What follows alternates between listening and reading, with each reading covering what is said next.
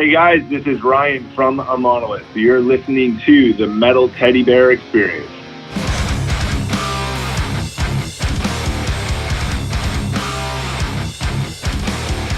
Welcome back to the Metal Teddy Bear Experience here, 90.3 WMSC Upper Montclair. This is your host, Chris. With me on the line, I have a very special guest. I have Ryan Van Poederooyen of Imonolith. How you doing, man? I'm doing awesome, and great job on pronouncing my last name, man. I'm impressed. Thank you, man. Yeah, I was always kind of fascinated by your name because I found out about you during the Devin Townsend band era. And I made sure to always look up your name back then. So, but thank you, I appreciate that because I'm usually not good with names. Yeah, you knocked it out of the park. It's very, very Dutch. It is Dutch, right? I wasn't sure, but it just sounded like that to me. Yeah, you bet, 100%.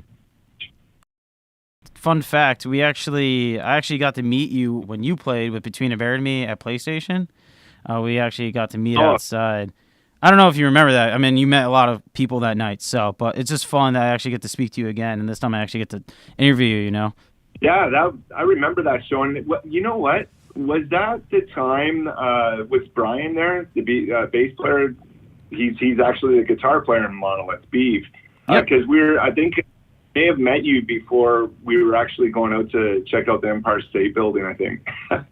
Yeah, it was after the show, and... Yeah, it was after the show because Devin, we were waiting around, and then you guys came out, and Dave was there too, as well as Beef, and then Devin came out on crutches after, and we were all shocked. Oh yeah, that's right. He blew his ankle out. Yeah, I do remember that though, man. It's pretty cool. Small world. Here we are again, and this time you're interviewing me, so it's pretty awesome, man. Yeah, and now you're in a new project called Imonolith. You guys released a new track, Hollow, not too long ago. I think it was the 22nd, so pretty recent. And it's a killer track, dude. It's really different from the Devin Townsend project. I mean, rightfully so, because you guys are a whole new entity. And is this just like a preview for what we should expect from the rest of the album, or is this like a standalone track? I wouldn't say it's a standalone track. I definitely say that this is the catchier side to a Monolith. We definitely have a much heavier side as well, where your blast beats and 200 BPM double bass. And then we got music that kind of fits in between those two. It's pretty interesting. We try not to be a one-trick pony. We just don't want to be a completely commercial band. We do enjoy writing music like that. Like Hollow, we love the song, and we thought it'd be a great first single, right? But at the same time, we love to write some really heavy stuff too. So, we try and be diverse within the style of music that we're writing. Well, you guys posted a little video of John in the studio singing The Rain, and to me that was a lot heavier than Hollow. Yeah. Is that one of the heavier tracks on the record? Yeah, The Rain will be one of the heavier tracks on the record. Hollow, of course, is going to be one of the catchier tracks. We got a few catchy songs, and then we got some really heavy stuff, and then, like I said, we kind of got stuff that kind of combines the two. So, what would you say was the track that really got you excited for this record, the song or the riff or the the beat that really got you pumped for this record? It's kind of hard to choose. Mind you, I should say there's one that really sticks out for all of us. I think it's our favorite to play in rehearsal right now, and it's called Dig. We did a little preview of it on our YouTube page, a little minute clip of it, right? But it's kind of got it's another heavy song. It's pretty crushing, but it's got a killer groove, and almost a little bit of our Pantera influence almost comes out in it. But it's just a kick-ass song. It's really cool. It's a great song and a lot of fun to play. So that I'd say that'd probably be our one of our favorite tunes. It's hard to choose one, man, but that's definitely up there. I mean, you referenced Pantera. It sounded like Pantera. I mean, that's I don't know, that's getting me kind of excited. You can't go wrong with Pantera, you know what I mean? Yeah, it's collectively it's one of our favorite bands. It's everyone in the band respects Pantera and likes them and was a fan of the music at one point or another. But, you know, it's like by no means is our sound, I think you can tell by Hollow, our sound isn't exactly like Pantera. Will Pantera influences show up in our music? Sure, you know, they will, but by no means do we sound like Pantera, right? And we don't want to sound like anyone. You know, with that being said, coming from Devin Townsend Project and Strapping Young Lad, Byron was from Strapping and stuff, you know, I think a lot of people were expecting continuation of those types of bands in this music, but it's Devin who writes all that music, you know what I mean? So let Devin do that. He does a phenomenal job at writing, you know, Devin Townsend Project and Strapping Young Lad, everything he's done, right? So for us, we wanted to make sure that, you know, we definitely weren't that, you know what I mean? It's like Dev already does a great job. We want to be our own thing. We want to write our own style. And I think naturally we couldn't write like that anyway. So this is more of like a metal / hard rock band, whereas Devin's definitely prog metal. So were there any times during the Devin Townsend era type, when you guys were writing and recording, was there anything that you came up with? You're like, well, this doesn't work for the Devin Townsend project, or this doesn't work for this right now. I'll hold on to it later. Was that like, you know, repurposed for this brand new album for Imonolith? No, you know what? But an interesting side story to that question that you just asked was, you know, like whenever we contributed stuff to Devin's music, it was specifically for that. But interestingly enough, Brian Waddell, who's a guitar player in Monolith, he played bass with Devin Townsend Project. We started writing a Monolith music back in 2015, in between tours, because, you know, we were thinking, you never know when Dev's going to pull the plug on this. He pulled the plug on Devin Townsend Band. He did it with Strapping Young Lad. And, you know, we knew eventually he would do it with Devin Townsend Project. We just didn't know. So we got along well. We wrote well together. So we started writing in 2015. And come 2018 in January, Devin pulled the plug on Devin Townsend Project. And that's when, excuse me, Brian and I presented, you know, I think we had about 15 songs or so written by that point, presented the music to Byron Stroud, and who played bass in Strapping Young Lad and Fear Factory. He loved it. Then we showed it to John Howard, who's the main guy for Threat Signal, and Kai Hoopinen, who played with Methods of Mayhem. And that's how Imonolith was born. But, you know, it's like whenever we wrote stuff for Devin, it was very particular for Devin. And you know, if it didn't get used, it just didn't get used. Whereas Imonolith, which we were writing on the side since 2015, it was a definite different sound than what Devin was doing. So you mentioned how you were already preparing the stuff for Imonolith and stuff like that. So was like Devin giving it away that he was going to end the Devin Townsend project, or you just got that vibe, like just being on tour with him and stuff like that? You know what? It was a little bit of both, because we could see how he reacted to, you know, touring or how he reacted to certain records. You know, you read his interviews or whatever, and I don't know, once you know Devin, you kind of get a vibe from where he's coming from. But the thing is you don't know. You know, it's like there was a point where I thought when we released the Z2 record with Devin, that it might have ended after that. But we ended up doing Transcendence, which was the last record we did with him, right? So you just don't know. It's like, I call Devin, I have a nickname for Devin. I call him the Forrest Gump of metal, because you just don't know what you know what I mean? And I don't mean that in a mean way at all, but it's the best way to describe him, because you just don't know what you're going to get. You know, the guy's a genius. He's brilliant. You know what I mean? Great songwriter, has his own sound. I love him like a brother. There's no hard feelings whatsoever. But you just don't know. So, yeah, you know, we thought it definitely was going to end at some point, but we might as well start writing now just for when it does, you know. Let's take it on from there. Yeah, you got to really respect Devin for what he does. He always writes stuff that, you know, he wants to do. It's organic, and he doesn't like write music he doesn't want to. So that's why I love when he puts out stuff. You know, it's genuine and it's actually coming from the heart. So I totally understand his predicament. And that's exactly it. And you know what? To be honest, I had a question in another interview earlier where the guy said, what did you take away from Devin Townsend Project that you put into Imonolith? And it's exactly what you just said. I said, you know what? It's not any musical influences because we write completely different from him. I said, what it was is we all respect the fact that Devin does what he loves.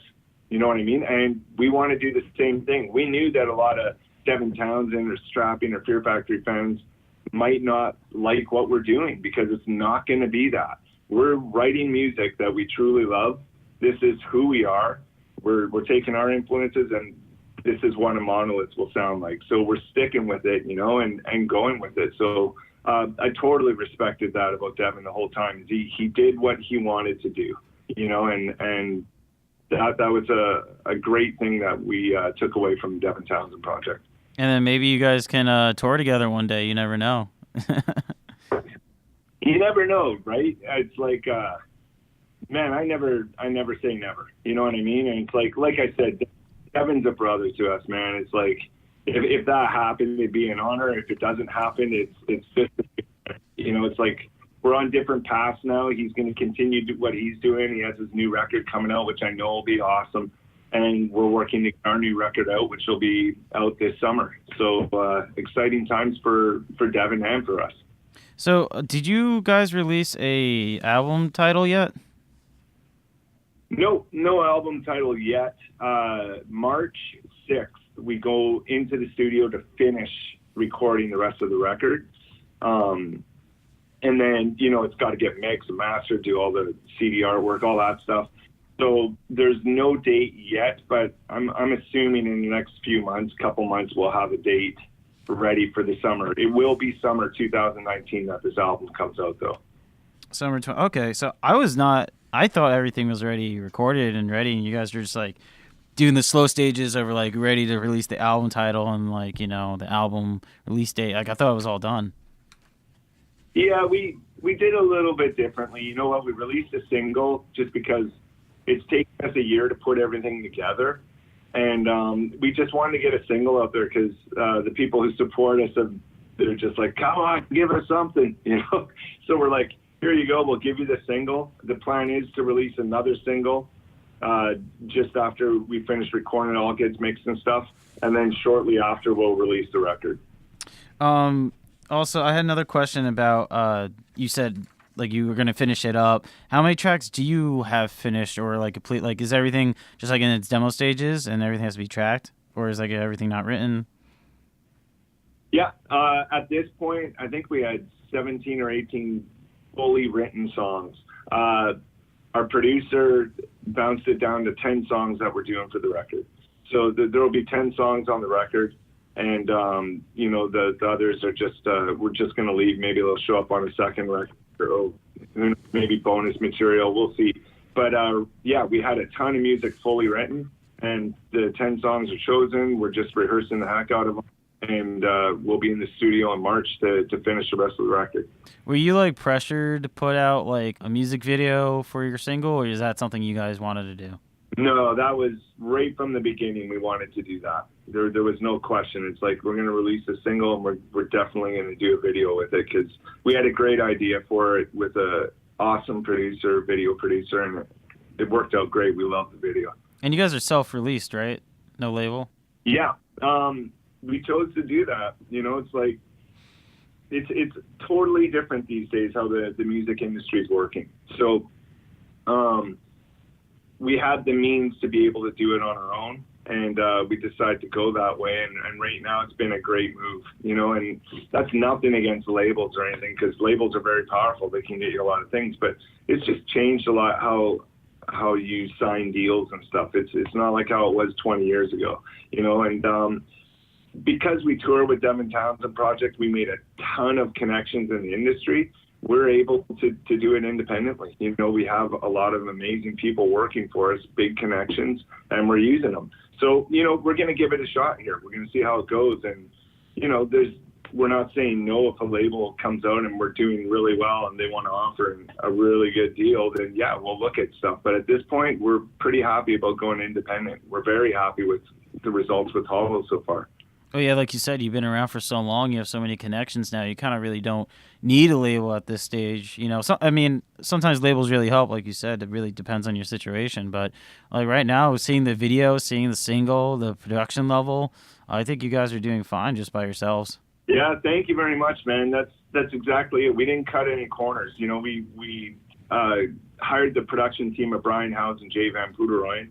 And yes, Jay Van Poederooyen is my brother, but they do a production team that have produced and recorded albums for like, Nickelback, Chris Cornell, Airborne, like whole bunch, Puddle of Mud, a whole bunch of big A-list bands, right? And they're incredible at what they do. So we said, let's do Hollow together, and knocked it out of the park. It sounds amazing. It's big time production.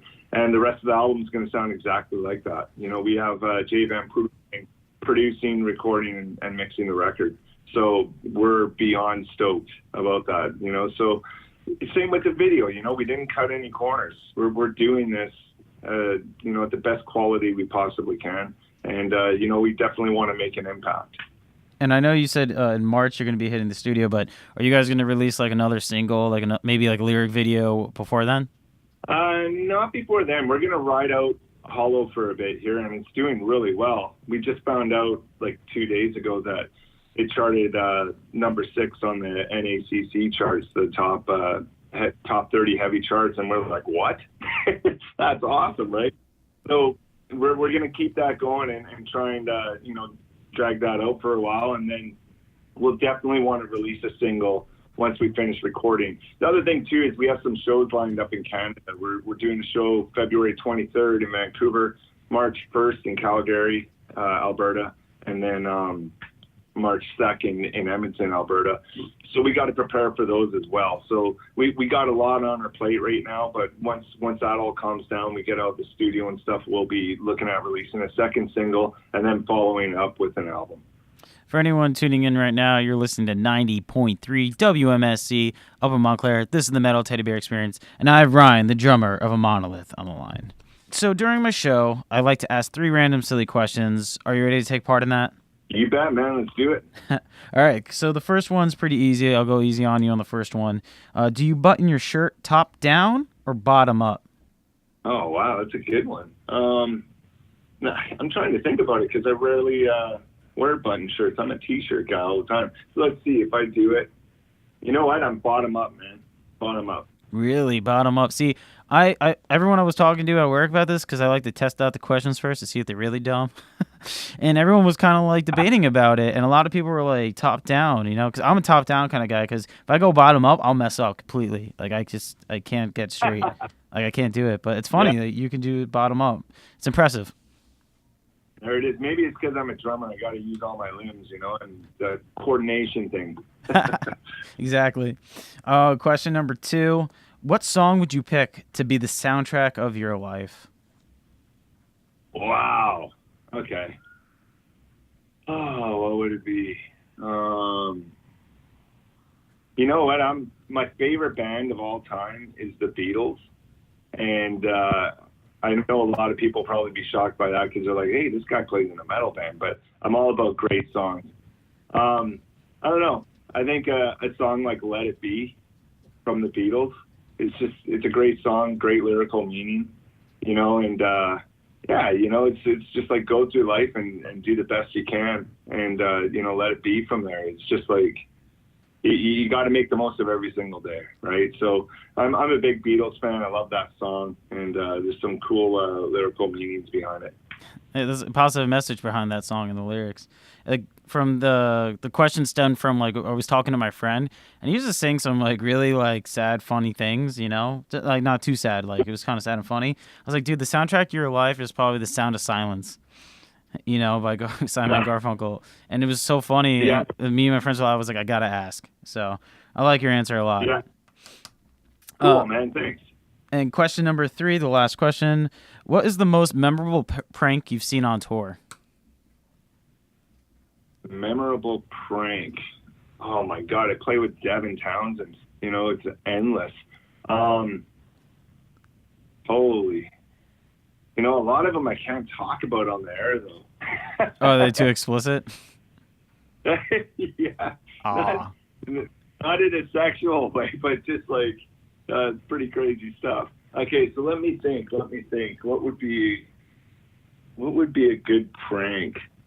Oh man, you stumped me. The only reason I'm stumped is because, again, I can't talk about a lot of the funny stuff that happened.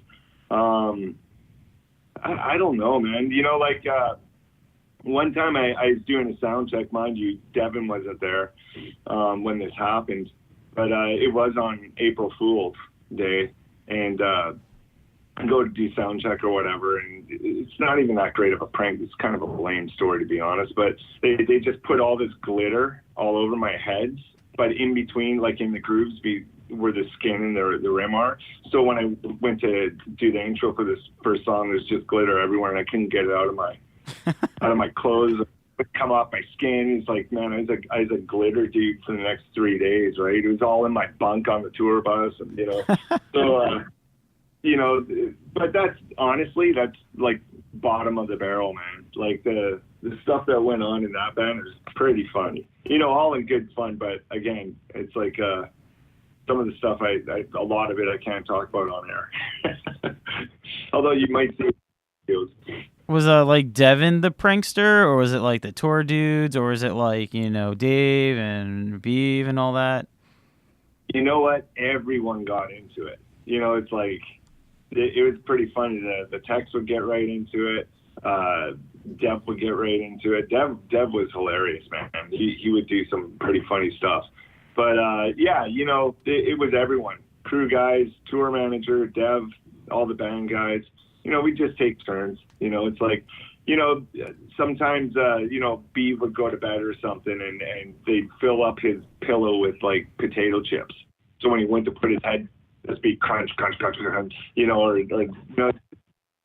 again, that's bottom of the barrel compared to some of the funniest stuff. But yeah, we had a lot of fun in that band, man. It was always a good time. Lots of laughs on the tour bus. Always a great time. Yeah, I could just imagine touring with Devin, just seeing him on stage for like that hour or so. He's just cracking jokes whenever he can in between songs.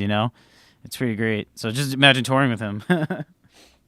He's like that in person. He's one of the funniest people I know. Just a great dude. But at the same time, in person, behind the scenes, he's a pretty reserved dude. He just likes to have his own space and do his own thing a lot of the time too. So he definitely has a persona on stage versus who he is off stage. But one thing that's consistent is he's one of the funniest people I know. He's funny on stage, and he's just as funny off stage. Definitely. I just remember him. There's like a video clip. Someone made like a compilation video of all the random stuff he'll say on stage. And it went all the way back from strapping all the way up to retinal circus. I'm probably saying that wrong. Yeah. But yeah. But that was the Random Silly Question segment. Thank you for participating in that. It was a lot of fun. Hopefully you can share me the stories when we meet in person again. I promise you, because you stumped me on the radio here. It's like I promise I'll tell them to you, because you're gonna laugh. You're gonna laugh pretty hard at some of the stories I got.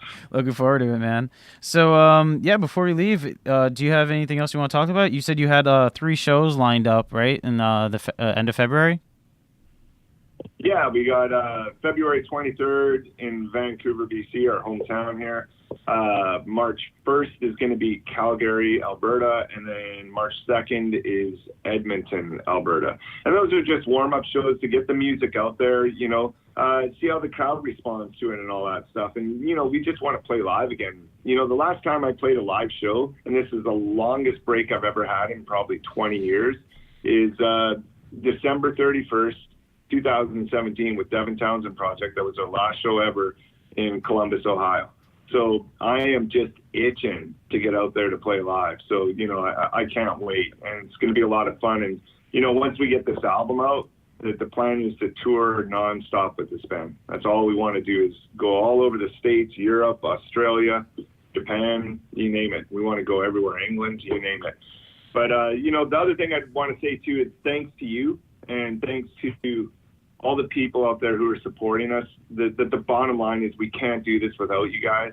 And, we're very grateful to have you on our side and supporting us. So endless thanks to all the people listening in on this and supporting the single Hollow. And like I said, there's another single coming up soon, and then definitely releasing a record in the summer of 2019. We can't wait to play live for all you guys. Dude, I can't wait to see it. Hope you guys come by New Jersey or New York area, because we're from Montclair State, New Jersey, so that'll be like right nice and home. Definitely. Like I said, we want to tour everywhere, man. And it'd be crazy for us not to play New Jersey and New York. Like, those are big markets. So we'll definitely hook up again, man. My last question.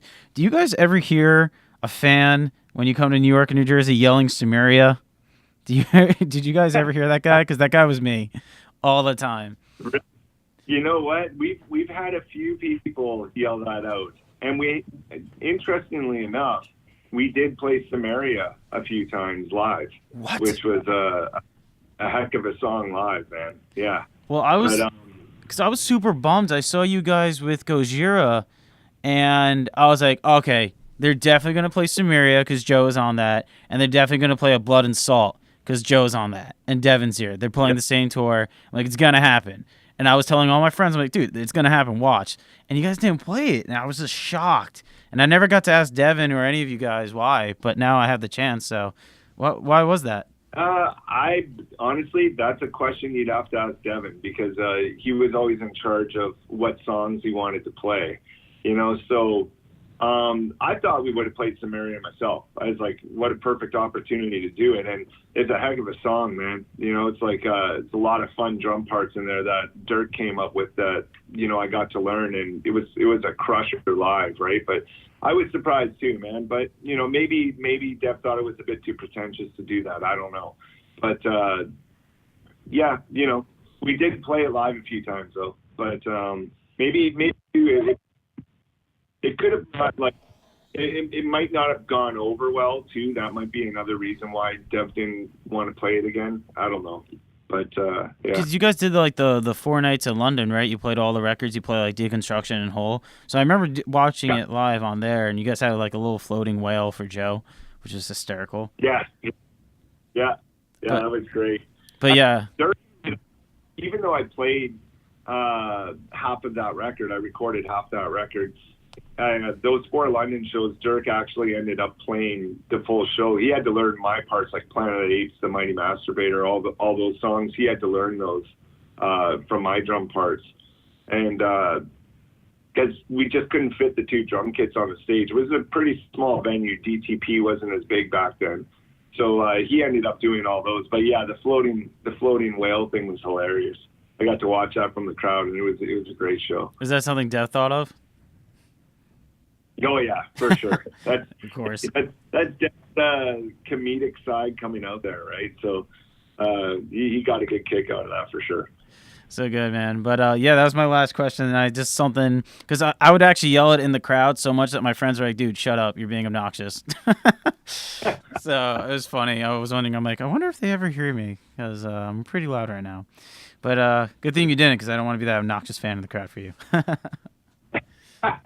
Well, thank you so much, man, and enjoy your night, and I can't wait for the album. Remember, March 6th is when you're going to release everything, right? I mean, well, not release. I mean, give us a little more info on the album, right?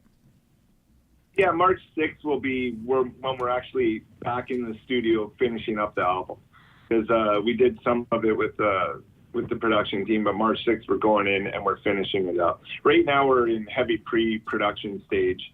And got all the songs chosen. We're just tightening them up and making sure all the parts are right. March 6th, we go in and we finish the entire record. And then after, it should be done, sometime in April.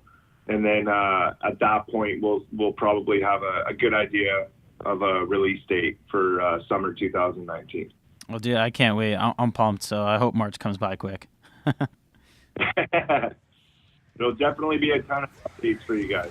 Thank you, man. I really appreciate it. And thanks again, and enjoy your night. Yeah, thank you very much for the interview. I really appreciate it, man. And you have a great night as well.